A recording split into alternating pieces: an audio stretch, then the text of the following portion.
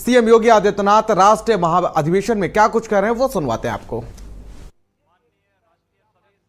सदस्यगण, देश के अलग अलग राज्यों से आए हुए भारतीय जनता पार्टी के सभी माननीय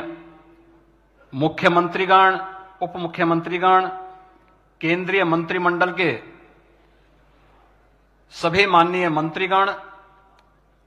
राष्ट्रीय परिषद से जुड़े हुए हमारे सभी देश भर से आए हुए बहनों और भाइयों, माननीय रक्षा मंत्री जी ने विकसित भारत, मोदी की गारंटी से संबंधित जो राजनीतिक प्रस्ताव भारतीय जनता पार्टी के इस राष्ट्रीय महाधिवेशन में प्रस्तुत किया है, जिसका अनुमोदन माननीय वित्त मंत्री श्रीमती निर्मला सीतारमण जी ने यहां पर किया है, मैं भी इस प्रस्ताव के अनुमोदन के लिए यहां पर खड़ा हुआ हूं। हम सब जानते हैं पिछले 10 वर्षों में पूरे भारत ने 140 करोड़ की आबादी ने एक नए भारत का दर्शन किया है। एक नया भारत जहां पर भारत के हर नागरिक को दुनिया में सम्मान मिलता है, उसके पासपोर्ट की कीमत बढ़ी है। जिस भारत ने अपनी सीमाओं को सुरक्षित किया है, जिस भारत की आंतरिक सुरक्षा आज पूरी तरह सुरक्षित हुई है, जिस भारत ने सुशासन का स्वाद आजादी के बाद पहली बार जिस भारत में हर तबके को देखने को मिला है और गरीब कल्याण योजनाओं का लाभ बिना भेदभाव के, न जाति, न मत, न क्षेत्र, न भाषा, हर व्यक्ति को, वह गांव का हो, वह गरीब हो, किसान हो, नौजवान हो, महिलाएं हो, युवा हो, समाज के हर तबके को जिस रूप में पिछले 10 वर्षों में इन योजनाओं का लाभ मिला, अभूतपूर्व है, अभिनंदनीय है। और भारतीय जनता पार्टी के इस राष्ट्रीय महाधिवेशन के अवसर पर एक भारत श्रेष्ठ भारत का दर्शन कराने वाले आदरणीय प्रधानमंत्री जी का हम सब हृदय से अभिनंदन करते हैं, स्वागत करते हैं।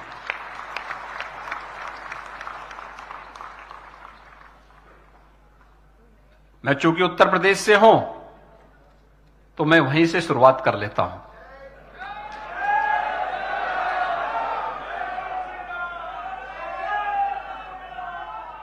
बहनों और भाइयों,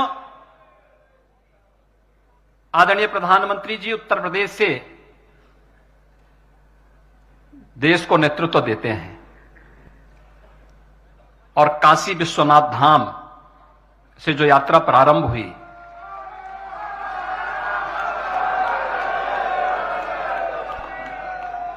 आज अयोध्या में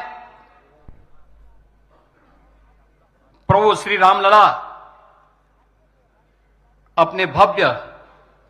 और दिव्य मंदिर में 5 सदी के बाद पुनः विराजमान हो चुके हैं।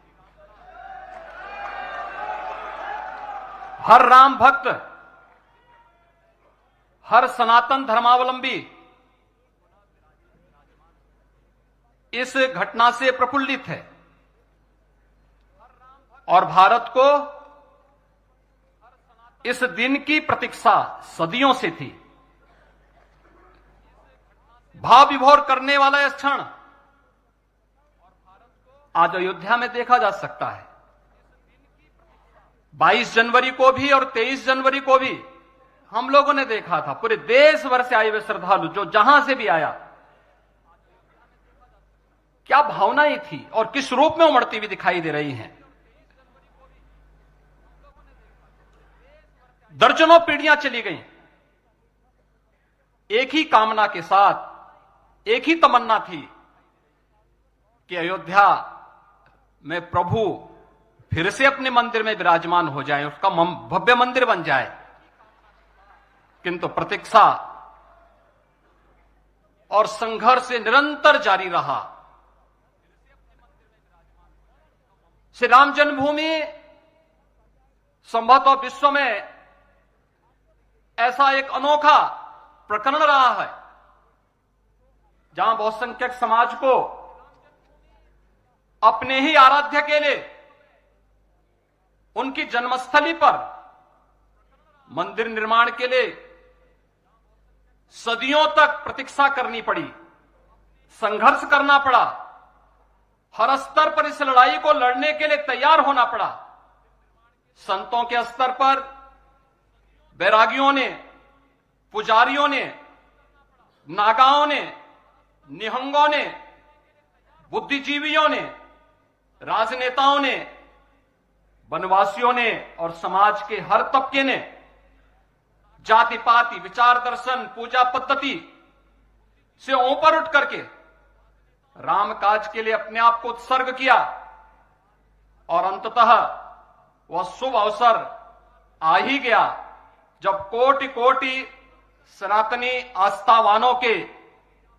त्याग और तप को पूर्णता प्राप्त हुई।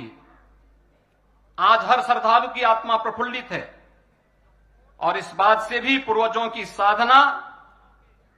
को सिद्धि में बदलने के लिए और मंदिर बनाने का जो संकल्प था और जहां संकल्प था मंदिर वहीं पे बना है, इसके लिए भी भारतीय जनता पार्टी का यह राष्ट्रीय महाधिवेशन अपने यशस्वी प्रधानमंत्री जी का हृदय से अभिनंदन करता है, उनका स्वागत करता है और आभार व्यक्त करता है। पिछले 10 वर्ष के अंदर पूरे देश के अंदर विकास की जो गति बढ़ी है, अगर उसकी स्पीड आप देखेंगे तो हम सबको बहुत एक नए आत्मविश्वास के साथ भरता है। हम सब जानते हैं यहां पे स्टार्टअप की बात पहले से आई थी।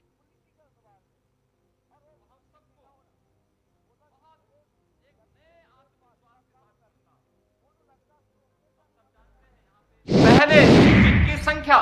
बामुश्किल सैकड़ों में थी, आज 1,20,000 से अधिक स्टार्टअप भारत के अंदर है। यही नहीं, भारत के अंदर माननीय वित्त मंत्री जी ने बताया कि जो भारत 2014 में दुनिया की 10वीं बड़ी अर्थव्यवस्था माना जाता था और ये माना जाता था कि भारत का कोई स्थान नहीं, आज दुनिया की 5वीं बड़ी अर्थव्यवस्था के रूप में तो भारत है ही, प्रति व्यक्ति आय को भी भारत दुगना करने में सफल हुआ है। रेलवे के इंफ्रास्ट्रक्चर को लेकर के जो कार्य हुआ, रेलवे लाइन देश के अंदर इस दौरान जिस रूप में बढ़ाने का कार्य हुआ, वह 22,000 किलोमीटर जो थी वह 10 वर्ष में बढ़कर के 55,198 किलोमीटर की हुई और वंदे भारत और अमृत भारत जैसी ट्रेनें आज भारत को वर्ल्ड क्लास पब्लिक ट्रांसपोर्ट की एक बेहतरीन सुविधा के रूप में हम सबको मिली है। आज भारत के अंदर सड़कों के निर्माण के रूप में अगर आप देखेंगे, हाईवे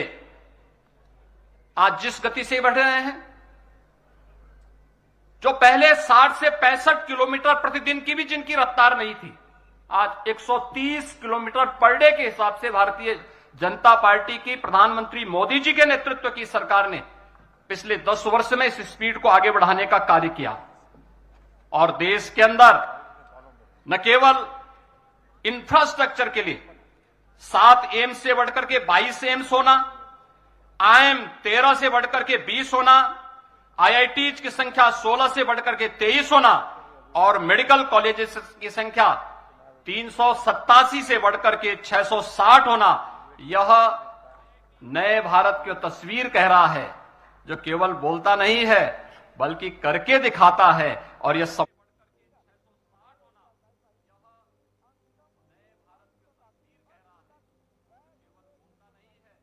देश के अंदर गरीब है और यह संभव हुआ है प्रधानमंत्री मोदी जी के विजनरी और यशस्वी नेतृत्व में। अगर हम किसान देश के अंदर गरीब कल्याण की बात देखें, पिछले 10 वर्ष के अंदर 12 करोड़ किसानों को प्रधानमंत्री किसान सम्मान निधि के माध्यम से उन लोगों को लाभान्वित करने का कार्य किया गया। प्रधानमंत्री आवास योजना के माध्यम से 4 करोड़ गरीबों को बिना भेदभाव के आवास की सुविधा प्राप्त हुई। प्रधानमंत्री उज्ज्वला योजना में 10 करोड़ से अधिक गरीबों को निःशुल्क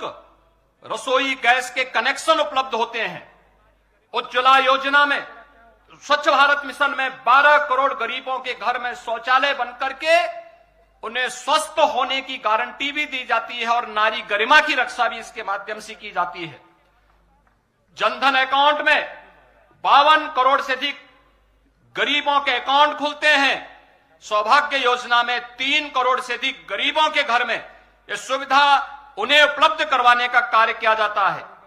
प्रधानमंत्री जीवन ज्योति बीमा में 19 करोड़ से अधिक, प्रधानमंत्री स्वनिधि योजना में स्ट्रीट वेंडर में 65 लाख से अधिक स्ट्रीट वेंडर, पहली बार गरीब पटरी व्यवसायियों के हित के बारे में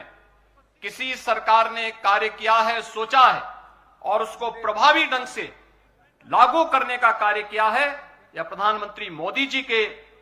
यशस्वी नेतृत्व में यह संभव हो पाया है कि आज 65 लाख से अधिक स्ट्रीट वेंडर इस योजना का लाभ ले पा रहा है। अटल पेंशन योजना में 6 करोड़, मातृवंदना योजना में लगभग 4 करोड़ और पीएम स्वामित्व योजना में देश के अंदर लगभग 1.5 करोड़ गरीबों को जहां पे उसका आवास है वहीं पर उसे मालिकाना अधिकार भूमि का प्राप्त देने की गारंटी, यही मोदी की गारंटी है। और इस अवसर पर हम कह सकते हैं कि 10 वर्ष अंत्योदय से एक विकसित अर्थव्यवस्था तक, इंफ्रास्ट्रक्चर से ईज ऑफ लिविंग तक, ईज ऑफ डूइंग बिजनेस से निवेश के ड्रीम डेस्टिनेशन तक, कृषि और किसान कल्याण से लेकर के गरीब कल्याण तक, आस्था से आजीविका तक, शिक्षा एवं स्वास्थ्य से स्वावलंबन तक और अपनी विरासत की प्रतीक भारतीय संस्कृति को देश की समृद्धि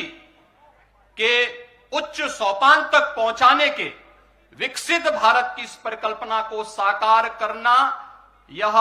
मोदी गारंटी से ही संभव हो पाएगा और मोदी गारंटी ही विकसित भारत की गारंटी बन सकती है। इस विश्वास के साथ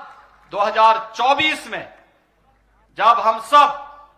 2024 के चुनाव के पूर्व हम जा रहे हैं तो एक बार फिर से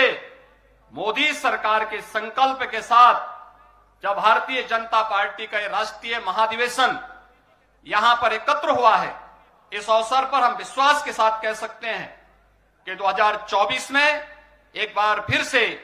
आदरणीय प्रधानमंत्री मोदी जी के नेतृत्व में तीसरी बार भारतीय जनता पार्टी